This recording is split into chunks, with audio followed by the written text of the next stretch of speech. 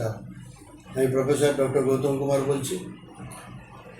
মাঘ মাসে যাদের জন্ম তারা প্রায় গুণবতী স্ত্রী লাভ করে থাকেন, দাম্পত্য জীবন সুখের হয়।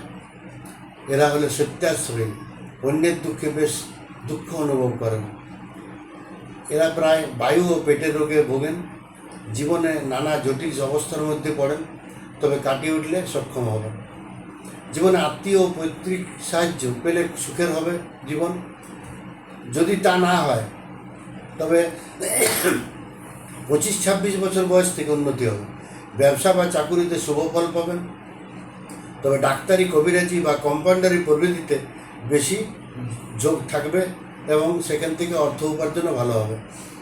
জীবনে অনেক বন্ধু পাবেন, বিশেষ কোনো বন্ধু সাহায্য করবে। জীবনে ফাঁড়া দেখা যায় 4 বছর বয়সে, 20 বছর বয়সে, 26 বছর বয়সে। এর থেকে কেটে গেলে, এই ফাঁড়া যদি কেটে যায় তাহলে মৃত্যু আশঙ্কা 70 থেকে 75। তবে অনেক সময় যাদের বিশেষ করে করতল শক্ত তারা কিন্তু 80-85 বছর পর্যন্ত আয়ু হবেন, পরমায়ু হবে। তবে এদের স্ত্রীরা সরল, উন্নতির পথ সুগম হবে। তবে সূক্ষ্ম বা রুক্ষভাষী ও মেজাজি হবে। মাঘ মাসে যাদের জন্ম আকস্মিক লটারি প্রাপ্তির যোগ থাকে।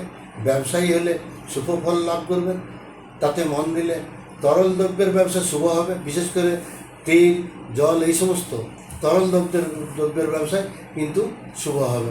ভালো থাকবেন, নমস্কার। সাবস্ক্রাইব করুন, ভালো লাগলে শেয়ার করুন, লাইক করুন।